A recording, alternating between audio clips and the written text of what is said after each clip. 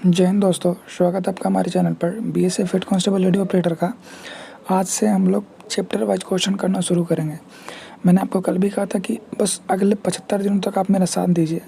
मैं बताता हूँ कि कैसे 170 प्लस स्कोर नहीं आएगा 200 के एग्ज़ाम में। और कुछ नहीं करना है, बस आप शांति से जो भी 10 मिनट 15 मिनट का वीडियो हो उसको देखिए और जो कुछ एक्स्ट्रा है उसको नोट करिए। तो हो सकता है क्वेश्चन आपको आसान लगे, वो अलग चीज़ है, लेकिन मेरा पर्पस अब चैप्टर को कंप्लीट करा के क्वेश्चन भी बताना है। पहला सवाल है कौन सा एक, और ये इसी तरीके से मिलेगा आपको, कंप्लीट ना ही इंग्लिश ना हिंदी, बाइलिंगुअल रहेगा। जहाँ पे इंग्लिश टर्म की ज़रूरत है मैंने सब में लिख दिया है, ठीक है। तो पूछा कि कौन सा एक सदिश राशि है, इट मीन्स कि कौन सा इसमें वेक्टर क्वांटिटी है। तो ध्यान से सुनते जाइएगा कि वेक्टर क्वांटिटी वो क्वांटिटी होता है, एक ऐसा फिजिकल क्वांटिटी जिसके डायरेक्शन तो हो ही, साथ ही साथ उसका मैग्नीट्यूड भी हो। इसके बारे में बस और कुछ नहीं याद रखना है। अगर मैं आपसे ये बोलूँ कि 5 किलो आलू ले आओ, तो 5 किलो सिर्फ वैल्यू है। हम लोग कभी ऐसा नहीं कहते हैं 5 किलो आलू उत्तर में लाओ, ठीक है। हम लोग क्या बोलते हैं कि 10 किलोमीटर उत्तर दिशा में, तो जब एक डिस्टेंस के साथ डायरेक्शन मेजर किया जाए तो वो वेक्टर क्वांटिटी है। तो अब यहाँ पे कौन सा सदिश राशि है ये पूछा है, तो इसका राइट आंसर होगा वेलोसिटी। डिस्टेंस आपका स्केलर क्वांटिटी है, यानी कि अदिश राशि है, ठीक है। स्पीड भी आपका अदिश राशि है, समय भी आपका अदिश राशि है। एक चीज़ नोट कर लीजिएगा कि अदिश राशि से जो भी राशि निकलेगा, स्केलर क्वांटिटी से जो भी क्वांटिटी डिराइव होगी वो भी स्केलर ही होगी, और वेक्टर क्वांटिटी से जो डिराइव होगी वो वेक्टर होगी। इसके बाद कौन सी अदिश राशि है, तो इसमें आपका आंसर हो जाएगा एनर्जी। और ये पूछा गया एग्जाम में, क्वेश्चन में है, ठीक है। सीजीएल में पूछ लिया गया था, इस बार एनटीपीसी में भी आया है। कौन सा एक अदिश राशि है, तो इसका आंसर है आपका ऊर्जा। और यहाँ पे डिस्प्लेसमेंट क्या है, फोर्स क्या है, वो सब आगे पढ़ेंगे। अभी बस इस वीडियो को बताना है कि कौन सा स्केलर है कौन सा वेक्टर है। तो वेक्टर में मैंने ये कहा था कि जिसमें वैल्यू भी हो डायरेक्शन भी हो, लेकिन स्केलर में सिर्फ और सिर्फ वैल्यू होता है, ठीक है। सिर्फ वैल्यू आपको इसमें मिलेगा। जैसे आलू लेने जा रहे थे 2 किलो आलू, तो मास हो गया क्या आपका स्केलर। हमने आपको कितना बजा है, तो 10 बजा है, तो समय क्या हो गया स्केलर, ठीक है। इस तरीके से चीज़ें याद रखिएगा। 1 nautical mile is equal to कितना होता है, तो 1852 मीटर या 1.852 किलोमीटर। और इसका यूज किया जाता है समुद्र की गहराई को नापने के लिए। 1 नॉटिकल मील, समुद्र की गहराई को मापने वाला यंत्र फैथोमीटर कहलाता है, याद रखिएगा। और 1 माइल में 1600 मीटर होता है, ठीक है। तो जब आप बीएसएफ एग्ज़ाम क्वालिफाई कर लेंगे तो 1 माइल आपको रन करना है, यानी 1600 मीटर 6.5 मिनट में, ठीक है। इसके बाद कोणीय विस्थापन का विमीय सूत्र क्या है। विमीय सूत्र क्या है, जैसे मान लीजिए कि आपने फॉर्मूला पढ़ा किलोग्राम, तो किलोग्राम तो ये ऐसा यूनिट में शो करता है, लेकिन एक डायमेंशनल फार्मूला में, डायमेंशनल जो फार्मूला होता है इसमें किलोग्राम को एम से, लंबाई को एल से और समय को टी से इंडिकेट किया जाता है। तो ऐसे एंगुलर डिस्प्लेसमेंट का कोई भी यूनिट नहीं होता है, ये डायमेंशनलेस होता है।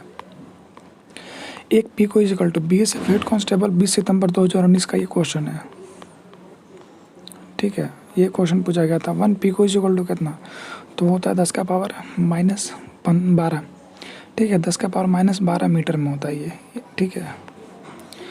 इसके बाद आपका ये हो जाएगा, एक बैरल में कितना होता है, तो 159 लीटर, मिलीलीटर भी है, तो बहुत लोग जल्दीबाजी में बता दिए होंगे। तो 159 लीटर होता है एक बैरल।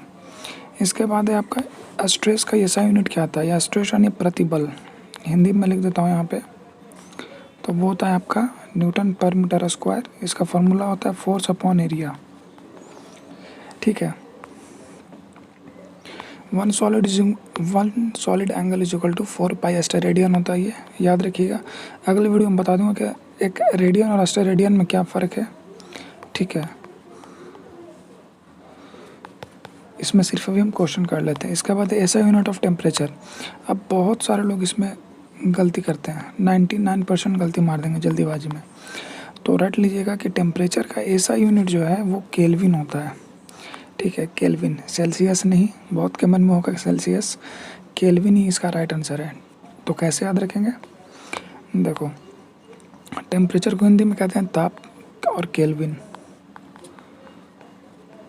ठीक है।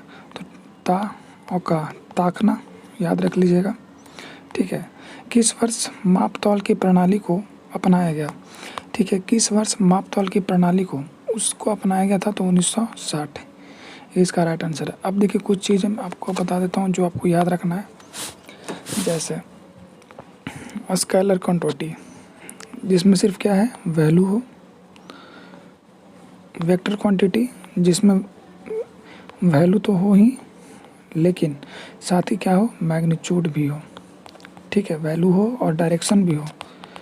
ठीक है, डायरेक्शन हो। स्केलर क्वांटिटी में आपका हो गया mass, time, length, distance, energy, electric current. याद रख लीजिएगा कि आपका जो इलेक्ट्रिक करंट है, करंट विद्युत धारा, ये क्या है, एक स्केलर है। एकदम इसको रट लीजिएगा, बहुत इंपॉर्टेंट है।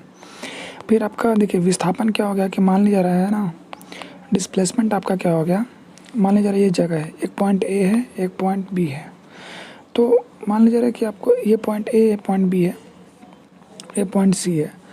तो यहाँ पे एक तो ये स्ट्रेट लाइन का केस, ये जो मैं आपको बता रहा हूँ ए बी वाला स्ट्रेट लाइन केस है, लेकिन ए सी है। तो अगर आप मान लीजिए रहा कि ए से आपको सी जाना है, तो आप इधर से जाएंगे तो आपको दूरी पड़ेगा, आप इधर से जाएंगे तो भी आपको दूरी पड़ेगा। ठीक है, ए से सी मैंने जहाँ पे एरो को साइन दिया, लेकिन इसका शॉर्टेस्ट डिस्टेंस क्या होगा, ये होगा कि ए से सी जो आपका ये जो है लाइन, ये सबसे शॉर्टेस्ट है। तो डिस्प्लेसमेंट का मतलब ही होता है, और ये फिक्स होता है ये डायरेक्शन, इसीलिए डिस्प्लेसमेंट आपका ये वेक्टर क्वांटिटी होता है। और ये शॉर्टकट जिसको बोला जाता है ना, शॉर्टकट अपने भाषा में, शॉर्टकट का मतलब डिस्प्लेसमेंट। बाकी मिलते हैं अगले वीडियो में नए अपडेट के साथ। जय हिंद।